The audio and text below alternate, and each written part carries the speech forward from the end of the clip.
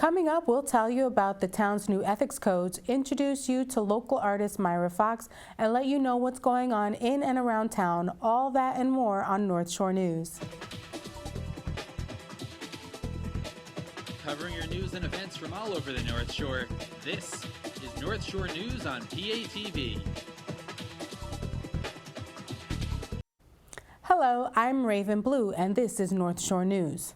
Nassau County Comptroller George Maragos claims that the recent corruption scandals has not damaged the county's finances. At a recent Democratic candidates forum, Maragos stated that the county is in good shape fiscally with annual surpluses and a large reserve.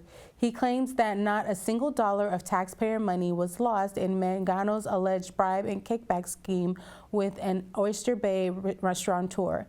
Nassau's finances have been under the control of the Nassau Interim Finance Authority since 2011, when its budget deficit based on general accepted accounting principles grew larger than 1% of the total budget. The town of North Hempstead approved the North Shore Animal League of America's proposal for a one-story addition to its Port Washington facility.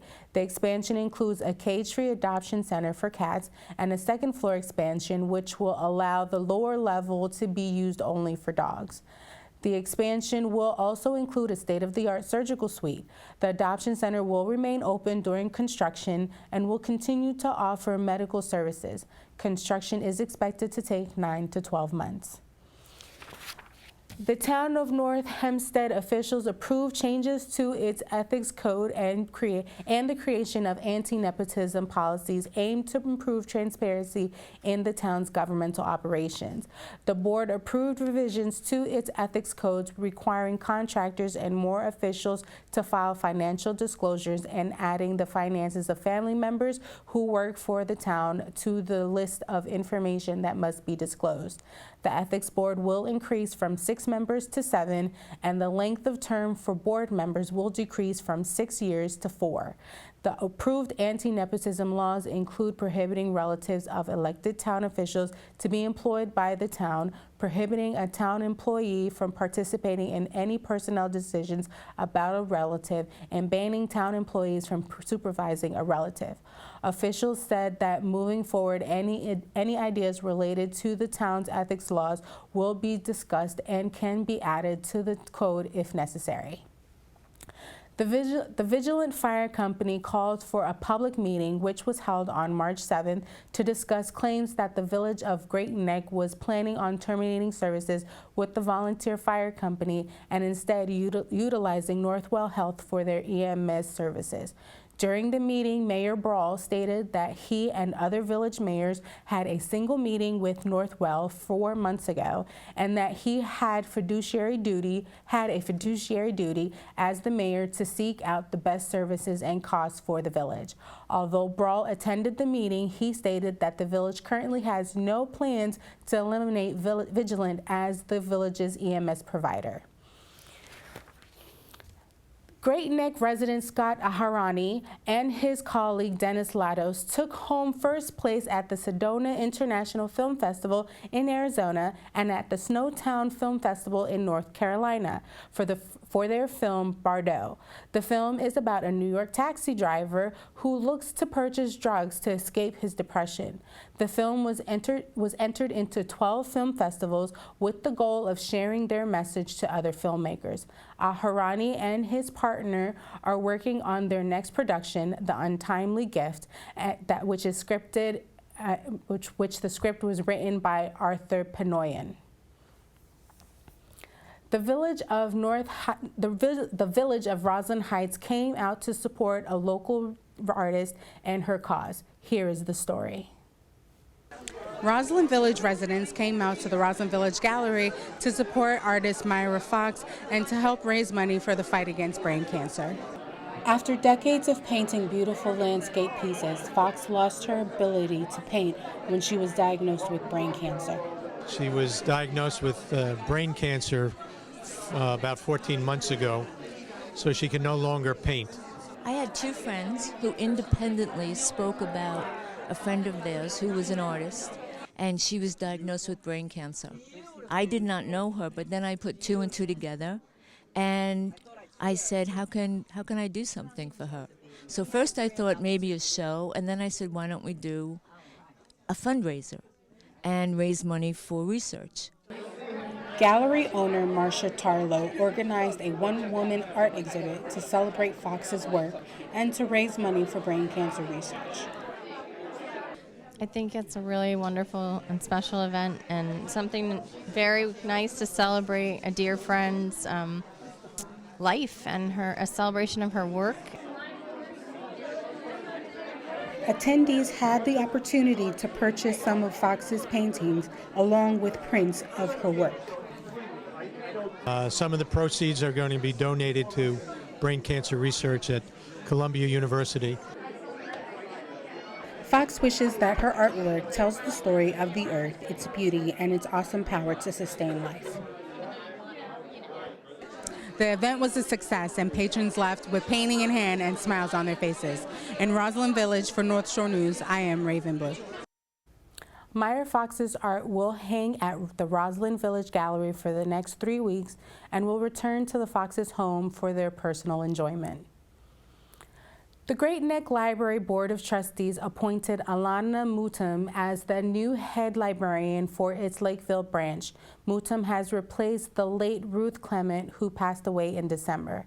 Mutum has a master's degree in library and information science from Queens College and previously managed the children's department at the Queens Library's Hillcrest branch.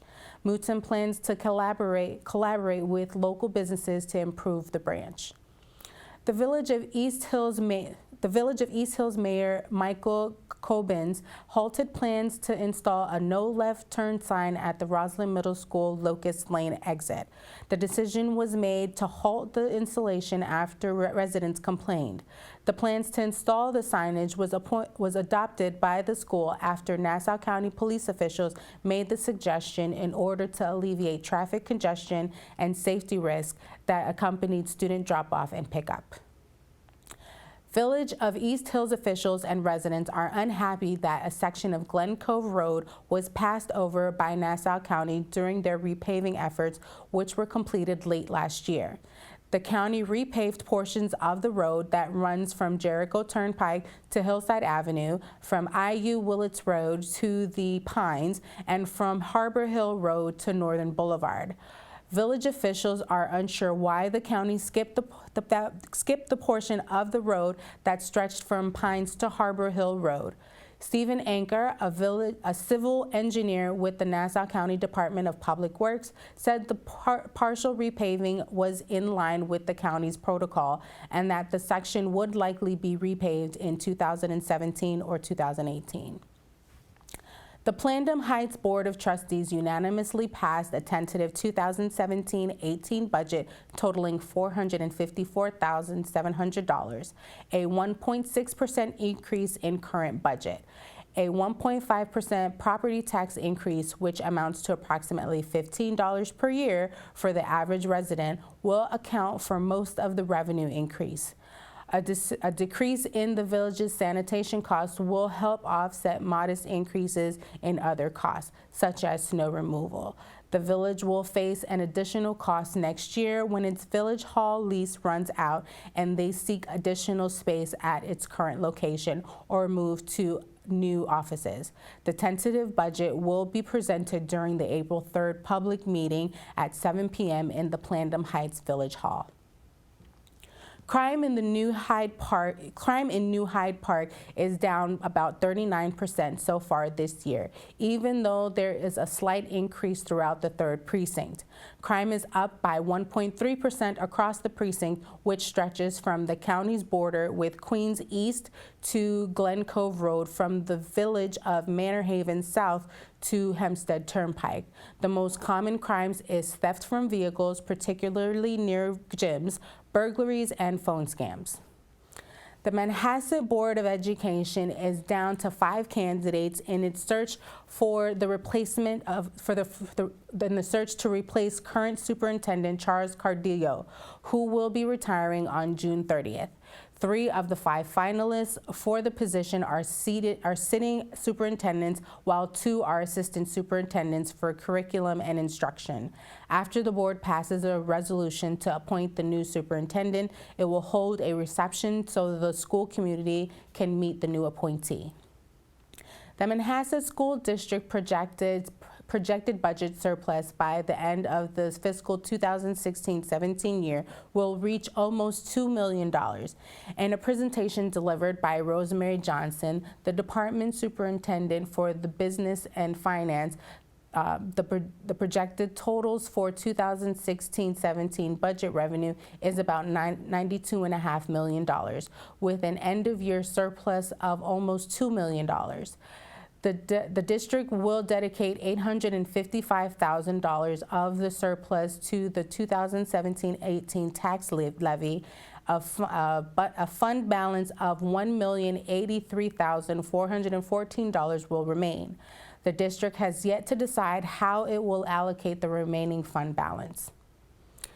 The Manhasset Schools varsity indoor track and field team finished second at the Section 8 Class 8 championship at St. Anthony's High School. This was the second season that the team competed in the division after moving up from the smaller Class B section. The season's outcome was bolstered by strong performances in the distance and middle distance events. The second-seeded Chaminade Flyers defeated the top-seeded Holy Trinity Titans 85-65 in the NSCHSAA championship game at Hofstra University. The Flyers were led by Bobby Connors, 20 points, Brendan McGuire with 18 points, and Michael O'Connell with 17 points. Chaminade captured their 9th NSCHSAA title and 3rd championship in 5 seasons.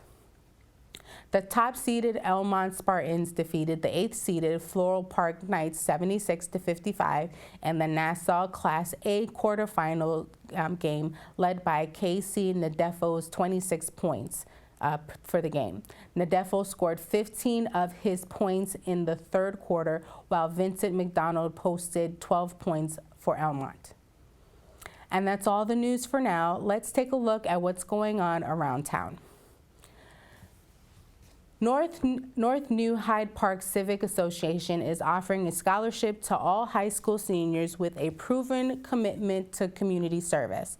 The $1,000 award is open to the children and grandchildren of Lakeville Estate Civic Association members. The award will go to the student with the strongest record of giving back to the Nassau County community. The scholarship is part of an effort to raise its profile in the New Hyde Park community. Applicants for the scholarship must submit a paper of no more than 500 words outlining their community service work and personal accomplishments. Applications must be posted by May 3rd and mailed to the Civic Association at P.O. Box 46, New Hyde Park, New York 11040. The first Stop Throwing Out Pollutants event of 2017 will be held on Saturday, April 8th and Sunday, April 9th at the North Hempstead Beach Park in Port Washington from 9:30 a.m. until 3 p.m. The STOP program offers residents the opportunity to dispose of dangerous and chemical waste that are too dangerous to dispose of with routine curbside pickups. Residents can return items such as aerosols, household chemicals, pesticides, disinfectants, fertilizers, bulbs, thermostats, rechargeable and lithium batteries, TVs, and computers. The Old Bethpage Village Restoration will host Easter Village on Saturday, April 15th from 10 a.m. until 4 p.m. Visitors will enjoy an Easter egg hunt, crafts, bounce house, a scavenger hunt, potato sack races, egg relay races, balloon twisting, face painting, pictures with live bunnies, as well as refreshments. Pre-sale tickets are $12 and can be purchased at www.obvrnassau.com. Nassau County will be hosting spring break activities programs from Tuesday, April 11th through Saturday, April 15th, and a special Earth Day program on Saturday, April 22nd at the Garvies Point Museum and Preserve. For more information and the schedule of events, please visit www.garviespointmuseum.com/spring-break-activities.php. And that's all the news for now. For more information about North Shore News, you can visit us at www.patv.org or like us on Facebook. For North Shore News, I'm Raven Blue.